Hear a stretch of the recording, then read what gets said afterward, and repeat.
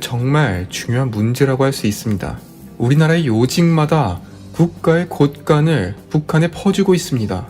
살다 북한 기업이 국내 주식, 채권, 부동산, 저작권 등에 투자하도록 하자는 남북교류협력법 개정안을 내놓았습니다. 이인영이 통일부 장관이 된 후 벌써 몇 번째입니까? 북한 때 무단 방류에도 다음부터는 사전에 공지 좀 해달라 바짝 엎드리더니 이제는 북한이 우리나라 주식을 산다고 합니다. 화가 나는 게 아니고 그냥 웃깁니다. 아니 북한 내부에서는 인민들은 투자를 하는 것이 막혀 있는데 노동당이 한국 주식을 산다는 발상은 어떻게 나온 것일까요? 이런데도 간첩이 없다고 말하시는 분들은 단단히 착각하시는 겁니다. 이 법안 내놓은 발상이 간첩이 아니면 누가 하겠습니까? 오늘 북한 공식 유튜브에서 난수방송했다는 소식을 들으셨을 겁니다. 난수방송은 한국에 있는 북한 간첩들에게 명령을 지시하는 것인데 왜 기존의 라디오 방송이 아니라 유튜브에 올렸을까요? 이에 대한 해답까지 영상으로 제작했으니 끝까지 시청 부탁드립니다. 북한 기업이 우리나라에서 영리활동을 해도 된답니다. 장난 같죠? 이번 통일부가 내놓은 법안에 실제로 포함된 내용입니다. 미국과 유엔은 지금 안보리 결의를 통해서 북한의 금융거래와 대북제재를 실시하고 있는데 그것에 정면으로 충돌하고 있습니다. 따라서 수정을 요한다는 지적에도 불구하고 통일부는 수정 없이 입법을 강행하기로 했습니다. 통일부의 답변이 기가 막힙니다. 추상적 법률만으로 제재에 위반된다고 보기 어렵다 라고 답합니다. 북한과 거래를 할 때마다 정부가 직접 승인하기 때문에 유엔 제재를 충분히 걸러낼 수 있다는 자신감을 표출한 것입니다. 그런데 그 정부를 우리가 믿지 못합니다. 꼭 하지 말라면 더하는 문제아들 주변에 있잖아요. 이인영이 그렇습니다. 정말 다행인 것은 이번 개정안에 포함되어 있던 단순 접촉은 보류되었습니다. 이것이 뭐냐면 우리나라 사람이 북한 인민과 업무를 보려면 국가의 허락이 필요하지 않습니까? 그런데 대북 접촉 절차 간소화 방침을 신설해서 중요한 일이 아니라 사소한 일로 북한 주민과 만날 때는 국가에 어떤 신고를 하지 않아도 된다는 내용을 담은 것입니다. 그러니까 우리나라 사람이 북한 주민과 자유롭게 만나는 것을 국가가 터치하지 않겠다는 것이죠. 이것은 간첩들을 위한 법안 아닌가요? 우리나라에 들어와 있는 간첩이 북한 고위 간부에게 접근해서 기밀을 전달하는 발판을 마련하게 된 겁니다. 그런데 이 내용에 대해서는 통일부가 잘못을 인정하고 일단 보류하기로 결정했습니다. 그러나 상황을 봐가며 다시 추진할 수 있다는 입장을 내놓았습니다. 갑자기 드는 생각인데 이러면 우리는 뭐가 좋나요? 북한에게 이렇게 퍼주면 무엇을 누릴 수 있기에 하지 말래도 하고 하라면 더 하는지요. 여기서 끝나지 않습니다. 북한 노동당에서 한국 기업 주식을 살 수 있게 한답니다. 물론 북한에서 한국 주식 사봤자 영향력 없을 것입니다. 북한 노동당 자금이 다 달라붙어도 삼성전자의 손톱만큼의 지분을 가져가지 못하겠죠. 북한은 돈이 없으니 그렇게 걱정 안 해도 될까요? 전혀요. 이것은 시작일 뿐입니다. 국정원장이 박지원이라는 점을 잊으시면 안 됩니다.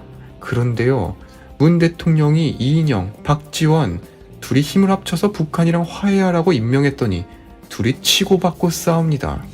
자기가 더 김정은에게 잘 보이려고 하는 것인지 신경전을 벌이고 있습니다. 대북정책 주도권을 갖기 위해서 그런 것 같은데 이건 충성 경쟁이죠. 지금 상황에서 통일부가 왜 필요한가요? 싸우려면 북한 가서 싸우시지 말입니다. 정말 안타깝습니다.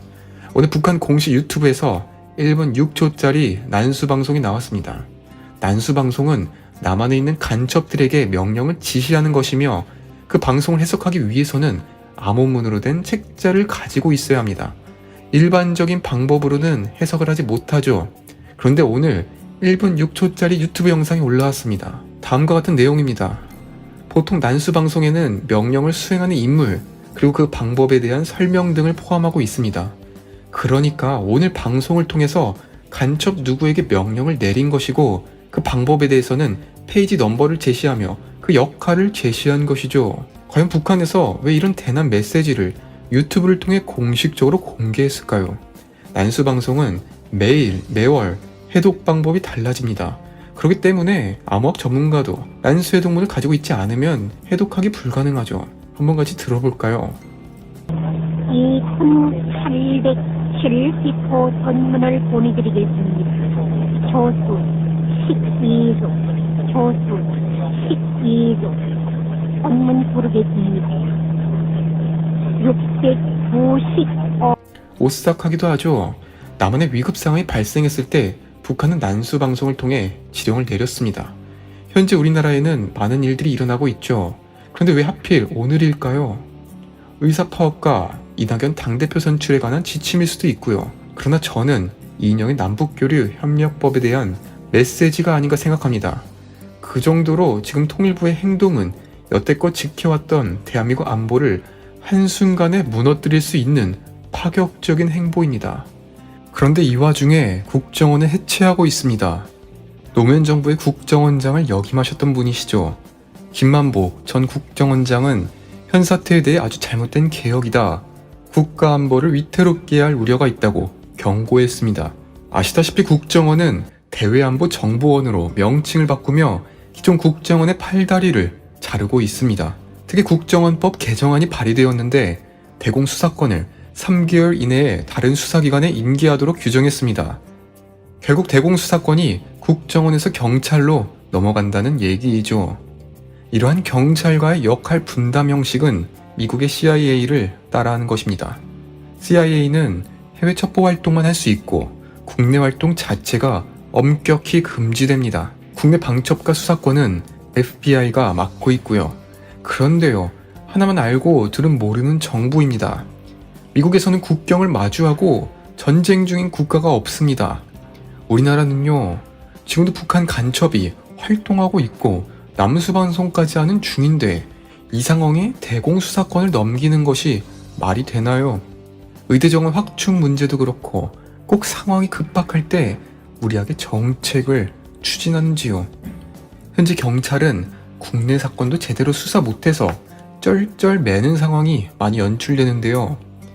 국정원으로부터 국내 간첩 잡으라는 역할을 부여받으면 제대로 운영할 수 있을지 의문입니다.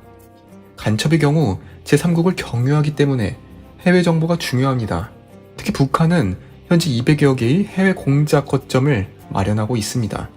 그러니 해외와 국내 간첩 사건을 따로 볼 것이 아니라 같이 다뤄야 합니다.